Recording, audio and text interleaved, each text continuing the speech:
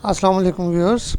Video number 17 में हमने देखा था कि इफ़ेक्ट साइज़ क्या होता है और इफ़ेक्ट साइज़ कैसे कैलकुलेट किया जाता है, कौन कौन से तरीके हैं और इफ़ेक्ट साइज़ को कैलकुलेट करना क्यों ज़रूरी है। आज हम देखते हैं कि power of a statistical test क्या होता है। इफ़ेक्ट साइज़ भी बहुत ज़रूरी है और पावर ऑफ ए टेस्ट भी बहुत ज़रूरी है। आइए देखते हैं। व्यूअर्स, सबसे पहले तो आप हमारे चैनल को सब्सक्राइब कर दें और बेल आइकन प्रेस कर दें ताकि आपको अपडेटेड वीडियोस का नोटिफिकेशन मिलता रहे।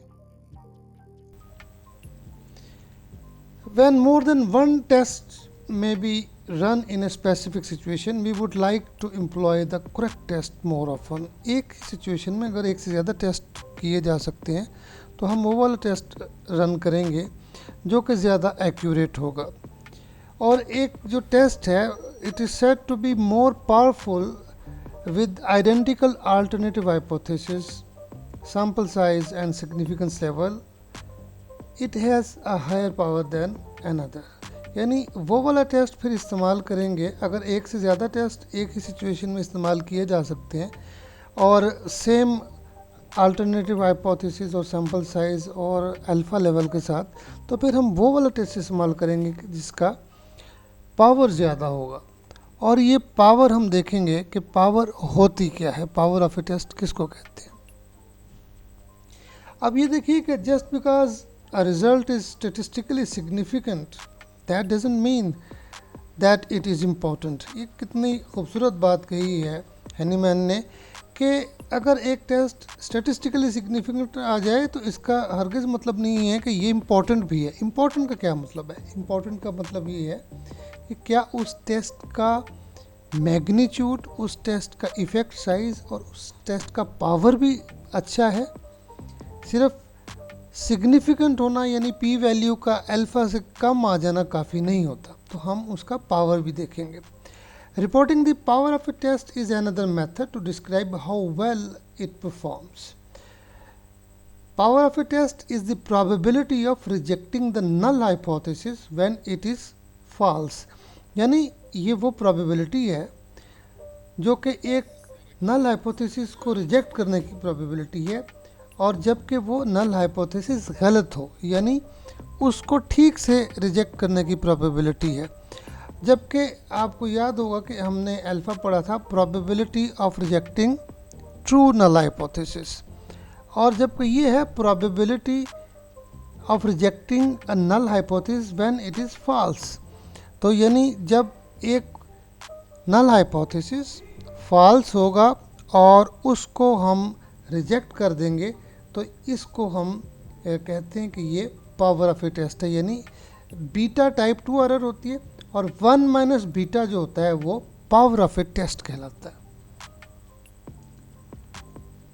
The ability of a test to find an effect is known as statistical power. यानी एक और एंगल से देखें तो किसी टेस्ट की एबिलिटी कि वो किसी हाइपोथेसिस के अंदर इफेक्ट को ढूंढ सके, इसको भी हम स्टैटिस्टिकल पावर कह सकते हैं। Power test is the probability that given a test will find an effect assuming that one exists in the population। याद रखिए हमारा नल हाइपोथेसिस जो होता है वो ये कह रहा होता है कि देर इज़ नो इफेक्ट, जबकि अल्टरनेटिव हाइपोथेसिस कह रहा होता है कि देर इज़ एन इफेक्ट। ठीक है, देर इज़ ए रिलेशनशिप। तो अगर हमारा पावर ये ट्रू इफेक्ट को ढूंढ सके तो इसको हम कहेंगे कि this is the power of a test. तो according to Cohen 1992 there should be a 0.2 probability of missing a real effect। यानी रियल इफ़ेक्ट हो और हम उसको न बता सकें तो ये probability 0.2 से ज़्यादा नहीं होनी चाहिए। यानी अगर 0.2 को 1 में से माइनस करें तो 0.8 बचेगा। यानी तो टेस्ट जो होगा वो टेस्ट का जो पावर होगा वो 0.8 कम से कम ज़रूर होना चाहिए। As a result we normally strive for a power of 0.8, or to put it another way, 80% likelihood of identifying an effect if it does exist। यानी 80% हमारी probability या chances होने चाहिए कि हम ट्रू जो हमारा जो false null hypothesis है उसको हम रिजेक्ट कर सकें। अब जैसे कि मैंने आपको पहले बताया कि type 1 error is the probability of rejecting the null hypothesis when it is actually true, generally referred to as false positive. When specifying the level of type 1 error, the researcher also determines an associated error that is called type 2 error, जिसको अभी मैंने कहा कि ये beta होती है. The type 2 error is the probability of not rejecting the null hypothesis. ये मैं रिपीट कर रहा हूँ आपके लिए कि ये वो probability है जो कि नहीं रिजेक्ट करते आप जबकि एक null hypothesis wrong हो, गलत हो. So an extension of type 2 error is 1 minus beta. It is referred to as the power of the statistical test. ठीक है जी. The power is the probability of correctly rejecting the null hypothesis when it should be rejected. यानी जब कि उसको reject होना चाहिए और हम उसको रिजेक्ट कर दें तो ये हमारी प्रोबेबिलिटी जो होती है वो पावर ऑफ ए टेस्ट कहलाती है. ठीक है. कुछ फैक्टर्स हैं जो कि पावर ऑफ द टेस्ट को अफेक्ट करते हैं, जिनमें sample size, magnitude of the effect यानी इफेक्ट साइज, ये 1 टेल टेस्ट कर रहे हैं या 2 टेल टेस्ट कर रहे हैं, level of significance alpha and the variability in the data. Generally as the sample size increases, जैसे जैसे सैम्पल साइज बढ़ता जाता है पावर ऑफ द टेस्ट भी बढ़ता जाता है. Because there is a higher likelihood of detecting smaller effect. इनके छोटे इफेक्ट को भी आप जो है वो छोटी वेरिएशन को भी देख सकते हैं. Similarly larger effect size and lower variability in the data tend to increase the power of the test. Effect size जितना बड़ा होगा हमारा, यानी दो वेरिएबल्स के दरमियान जितना बड़ा डिफरेंस आ जाएगा, मीन का डिफरेंस आ जाएगा, वो उसका इफेक्ट साइज होगा.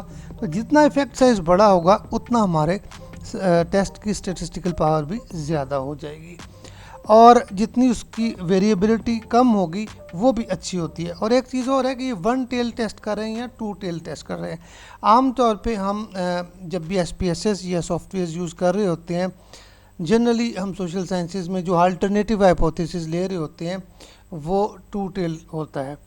और 2 टेल का मतलब ये होता है कि हम मिसाल के तौर पे हम ये कहते हैं कि मर्दों और औरतों का IQ लेवल बराबर नहीं, ये 2 टेल टेस्ट होगा, क्योंकि हम ये नहीं कह रहे कि किसका IQ लेवल बड़ा है और किसका IQ लेवल छोटा है.